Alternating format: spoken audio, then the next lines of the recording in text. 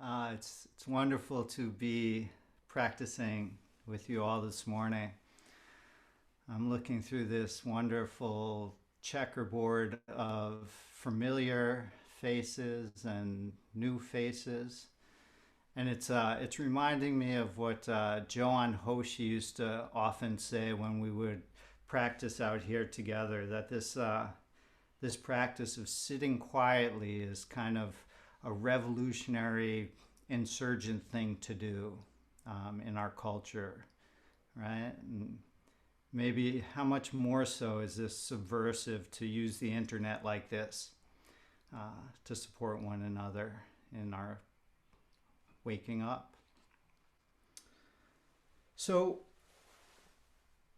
it's kind of overcast and cloudy here today. I'm talking to you from Hyannis Zendo, which is out on Cape Cod, and it was snowing on Friday. Not a lot, but enough. We've got a few daffodils poking their heads out. Um, Maybe a little bit of color on the forsythia, but the trees are still bare. And the spring just comes kind of slow out here on the Cape. But there's a lot of anticipation among the people out here and in the world out here. And those of you who have sat with us in Hyannis Zendo know that the Zendo backs up onto a marsh, a saltwater marsh that leads out into the ocean. And the osprey, this pair of osprey that lived just on the other side of the marsh, returned last week. And it's always a marker of spring that they return, and it's sort of joyful for us to see them and hear them. Um, they have this huge nest that they've built up over the years on on top of a telephone pole out there, and you could hear their really piercing cries, their screeches as they fish in the marsh and do their thing. And not long ago, in the 1970s, there was almost no osprey left, maybe one or two pairs. And then in the early 70s, there was some government regulation, I guess, of the DDT that was killing them off. And they've rebounded amazingly. And so now there are hundreds and hundreds of pairs that come each year. And the piping plovers have returned as well, these little shorebirds, these endangered little birds. And they have their breeding grounds down on the beach here. And the whales are migrating, and we're going to maybe head out to where Joanne used to live and see if we could see some from the beach later today for Sajan's birthday. And we've also got coyotes and foxes. We're seeing them in the marsh now. And in fact, I saw a coyote sprint by me the other day on the beach just before dawn as I was out. And it was the first time I'd seen one on the beach like that. It was coming from where the piping plovers nest, so I might have been out there for a meal itself. And this kind of springness, this anticipation, this excitement seems to be all over the place right here. And when we sit in our morning practice, we're hearing it. We're hearing the marsh wake up. We're hearing the spring become more and more vivid in the soundscape around us. And this is after, turning inwards all winter, and maybe this winter more than others, where we really turned in and we closed our doors. Of course, we opened new doors as well, but it was very much a quiet time out here. So this moment of awakening is very exciting. And so I've been thinking about Dongshan's question to his teacher Yunyan. He asked, who can hear the non-sentient preach the Dharma? Now, Thich Nhat Hanh advises us to listen to Dharma talks as if we are a plowed field and the Dharma rain is falling on us, right? With that kind of openness. And I've heard the advice to listen like dry grass, and so the Dharma sparks might catch. Tony Packard says to listen freshly to the Dharma. And so here's the koan. Dongshan asked his teacher Yunyan, who can hear the non-sentient preach the Dharma? Yunyan said, the non-sentient can hear it. Dongshan said, can you hear it, teacher? Yunyan replied, if I heard it, you could not hear me preach the Dharma. Dongshan said, in that case, Dongshan doesn't hear you preach the Dharma. Yunyan replied, if you still don't hear me preach the Dharma, how much less can you hear the non-sentient preach the Dharma? And Dongshan had an insight at this point, and he recited this poem. Wonderful, wonderful. The preaching of the Dharma by the non-sentient is inconceivable. If you try to hear it with your ears, it's hard to understand. When you listen with your mind's eye, then you know it. And so a little bit of background to this conversation. For a few centuries before these teachers met, there had been these debates in Chinese Buddhism about whether Buddha nature applies to both sentient beings, right? Thinking and feeling beings, maybe beings with a nervous system, and non-sentient beings. And as we know now, the conversation has expanded on sentient. You know, are trees sentient? Do forests communicate? You know, and I think we're finding more and more yes and yes to these questions. At the time in China, non-sentient were exemplified by a tile, a whisk, a wall, or pebbles. And in Chinese Taoism, and later, of course, in Japan, with the infusion of Shintoism into Zen, the natural world was much more explicitly included in the non-sentient. You know, sometimes sounds and smells are included. And in our Dogen lineage, of course, mountains and rivers are actualizing the Buddha way. At the time in China, these questions about whether Dharma and enlightenment manifest in non-sentient beings or not were being debated. And if Buddha nature permeated everywhere, did it differ in how it appeared in sentient and non-sentient beings? And how did this Dharma of the non-sentient fit in with the inclusiveness evolving in Mahayana Buddhism? So in retrospect, when you read about this, it gets very convoluted. There's all kinds of doctrine and rabbit holes that open up. And maybe that's why in our Zen literature, we have Yunyan and Dongshan using this conversation, this teaching of the non-sentient, to help us leap free of these categories, to get out of the world of thinking and discursive cutting up of reality. So Dongshan's question to Yunyan was something he was trying to puzzle out after hearing a similar exchange that happened between national teacher Huizong and a monk.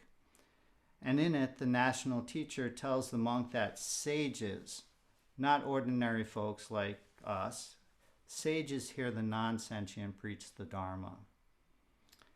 And when asked by the monk, the national teacher, who is conversing with the monk, asks if, teacher, do you hear the non-sentient preach the Dharma? And the teacher says, fortunately, he doesn't.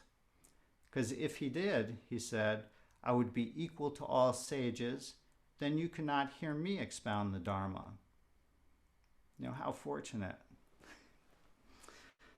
And this is the same as Yunyan's reply to Dongshan. When Dongshan asks, who can hear it? The non-sentient hear the non-sentient preach the Dharma. So in another version of this koan, the teacher Yunyan tries to help Dongshan more directly by holding up his whisk, his teaching whisk, and asking, do you hear it? And Dongshan replies, no, I don't hear it. And we might ask at this point, who is this I that doesn't hear it? Yunyan goes on to say, if you can't hear me preaching like this, how much less can you hear the non-sentient preach the Dharma? And again, this admonition releases Dongshan from grasping and he recites his poem. Wonderful, wonderful. The preaching of the Dharma by the non-sentient is inconceivable. If you try to hear it with your ears, it's hard to understand. When you listen with your mind's eye, then you know it. It's inconceivable. You can't get there from here. You can't think your way into this. You know, taking a breath and listening to the marsh, to the world around us. Thich Nhat Hanh offers a gatha for listening to the sound of the bell. Listen, listen. This wonderful sound brings me back to my true self. And I like to use that gatha just for listening in general. Dongshan's wonderful, wonderful is the same thing. It's filled with wonder, not knowing. Dongshan tells us that this Dharma transmission is operating outside of thinking, not in categories. Outside these debates, it's inconceivable. It's not conceived, not something we could grasp mentally. And this makes me think of Shakyamuni Buddha holding up the flower and Mahakashapa smiling. Right? We consider this flower koan the first transmission in Zen, from the historical Buddha Shakyamuni to the first teacher in the lineage, Mahakashapa. And this transmission is just that, an expression of the non-sentient preaching the Dharma. You know, a flower blossoming and a smile blooming. Shakyamuni raises his flower and Kashapa just smiles. There's no concept behind it, no agenda, no debate, no story. And it's like watching the sunrise over the ocean with a good friend by your side. There's no description or words necessary. Nothing will bring you closer to one another or to the sunrise. But those monks at Vulture Peach, where the Buddha was preaching, didn't get it. They came to hear a Dharma talk. They saw the Buddha holding up a flower and thought, you know, what does that mean? What's the Buddha doing? What am I missing? You know, when is he going to teach the Dharma? And they weren't listening freshly, but Mahakashapa was. And when he smiled, they still didn't get it. So the Buddha, out of compassion, said, I have the treasury of the true Dharma eye, the wondrous mind of nirvana, the true form of no form, the subtle and wondrous gate to the Dharma, the special transmission outside of scriptural teaching not established on words and language. I now entrust it to Mahakashapa. So this is pretty extravagant language, and it's totally extra. The Buddha's pointing backwards, getting tangled up in the weeds, trying to help those monks and help us understand what's inconceivable. The sages heard the flower with their eyes, and they smiled. And we also hear the flower with our eyes, with our mind's eye. And we sometimes don't recognize it because we're wrapped up in our story, in our fear of not getting it. Muman chides the Buddha for this extravagant speech, saying he's selling dog meat, but advertising it as fine mutton. But it's just Shakyamuni expounding the Dharma for us. Stepping into the world of sentient beings. And the true Dharma eye, he says, that Mahakashapa saw with is the same one, the same as Dongshan's eye that hears the Dharma of the non-sentient. The flowers blooming in the marsh, this coyote's huffing breath and her paws on the sand. The teacher's whisk and the smell of incense, the stones in the driveway and the jackhammers, sirens. The stink of the low tide in the marsh, Dongshan starts the exchange with Yunyan, asking who can hear the non-sentient preach the Dharma. Dogen, commenting on this, tells us to investigate this question in detail throughout your life, throughout many lives. The question, who can hear the non-sentient preach the Dharma, can work as a statement, says Dogen. This statement is the skin, flesh, bones, and marrow of our practice. Who can hear the non-sentient preach the Dharma? Who is this hearing? Our zazen teaches us to look with this inquisitive mind, a beginner's mind, not clouded with categories and ideas, not stuck on fixed notions. And as we sit, we watch what arises moment by moment. Our posture is upright, and we're alert, like a tiger, right, about to leap. Who can hear it? Who is this who that can hear it? Who is it now? Emperor Wu asked Bodhidharma, who are you facing me? And Bodhidharma said, don't know. And then he went to Shaolin to practice zazen, facing the wall, and asking, who is this? Don't know. And this question and answer aren't different. We keep asking it through our lives. They're the skin, flesh, bones, and marrow of our practice. When non-sentient beings hear non-sentient beings preach the Dharma, this is the transmission.